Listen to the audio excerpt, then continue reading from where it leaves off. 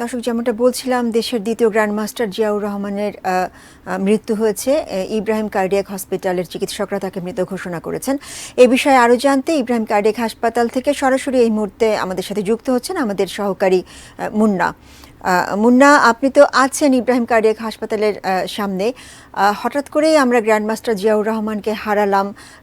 এ বিষয়ে বিস্তারিত কি খবর আছে আপনার কাছে?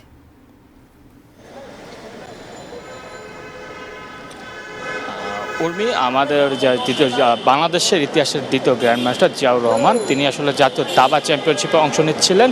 তিনি এই জাতীয় দাবার কিন্তু সবচেয়ে বেশিবার 14 বারের চ্যাম্পিয়ন তিনি। এইবার এনামুল হক রাজীবের সঙ্গে তিনি যে খেলাটিতে খেলছিলেন, আজকে 11তম রাউন্ডের খেলা চলছিল।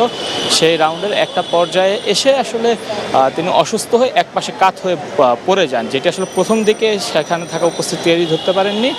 কিন্তু খুব দ্রুতই আসলে বোঝা যায় যে তার বড়সড় একটি কার্ডিয়াক অ্যারেস্ট হয়েছে। তাকে খুব দ্রুতই এনামুল হক রাজীব, যে আমাদের একজন গ্র্যান্ডমাস্টার, তার গাড়িতে করে নিয়ে আসা হয় ইব্রাহিম কার্ডিয়াক হসপিটালে।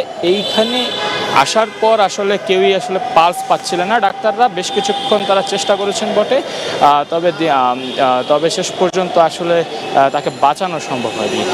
আমি গ্র্যান্ডমাস্টার জিয়াউর রহমান সম্পর্কে আরেকটু যদি বলতে চাই, যে বাংলাদেশের ইতিহাসে সবচেয়ে উজ্জ্বল যে দাবাড়ু, সেটির নাম কিন্তু গ্র্যান্ডমাস্টার জিয়াউর রহমান হবেন।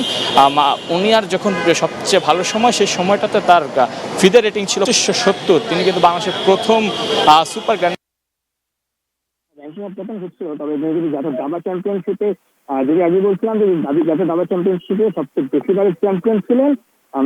এই মুহূর্তে আসলে তাকে ইব্রাহিম কার্ডিয়াক সেন্টার থেকে আসলে তার লাস্ট পর্যন্ত নিয়ে যাওয়া হয়েছে তার বাসায়, মোহাম্মদপুরের বাসায়। সেখান থেকে আসলে পরবর্তী সিদ্ধান্ত নেওয়া হবে আসলে তাকে কোথায় দাফন করা হবে।